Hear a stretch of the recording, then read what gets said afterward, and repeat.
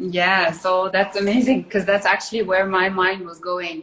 I feel like, here today we have a few examples of parents who have it together, which isn't the case for most parents. So you guys, I think it's really great. You have some good sense of, what you're doing, and you have some basics in place, like a good routine, and, the kids are doing their homework and they're socializing. So that's good. A lot of other parents are struggling much more in this situation. I think the point about self-care is really essential because we have layers the way I see it. We have layers, social layer where we share certain level of our difficulties.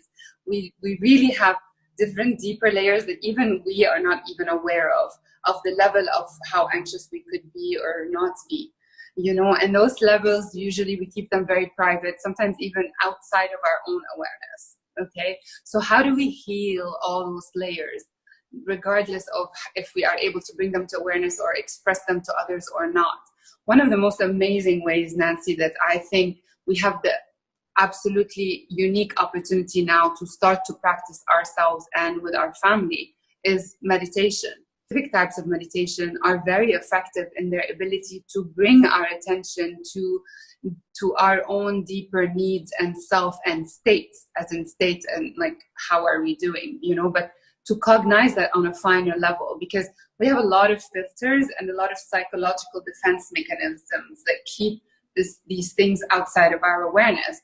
But the funny enough, we cannot keep it outside of influencing our own kids and children, because children feel our energy. They don't hear our thoughts. Yeah. And they definitely don't hear our words. They just feel our energy.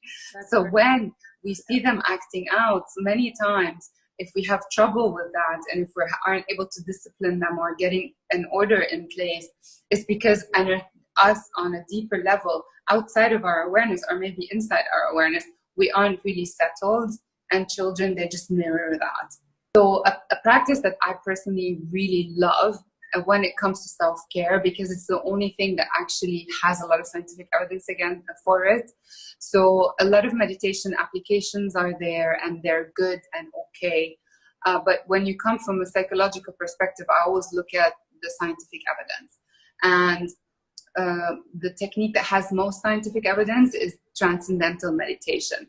And this technique has over 400 published studies in peer-reviewed journals. So I really love it. If you don't have that accessible to you, then an amazing self-care tip would be practicing yoga, because yoga actually brings the body into that order.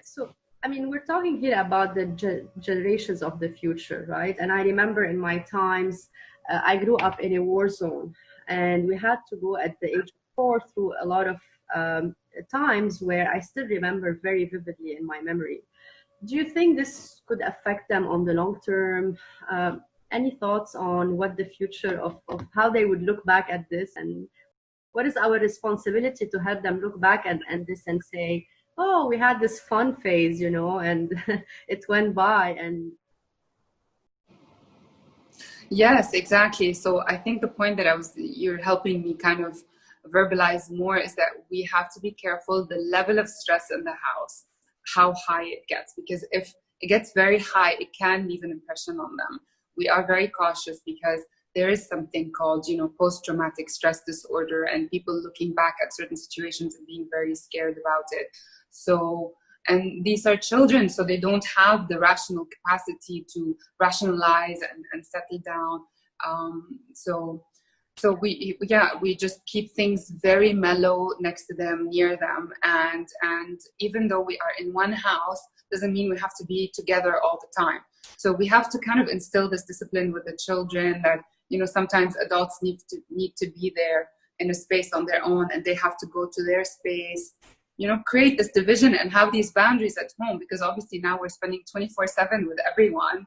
So it's important to have these boundaries, even with your spouse, about that. And I think it beautifully summarizes the idea that kids actually mirror us. So the way we show them the behavior, they will feel it. If we are calm, they will be calm. If they are stressed, yes, they will be stressed. So I think it's a very good point to take away from this. Thanks, Sarah.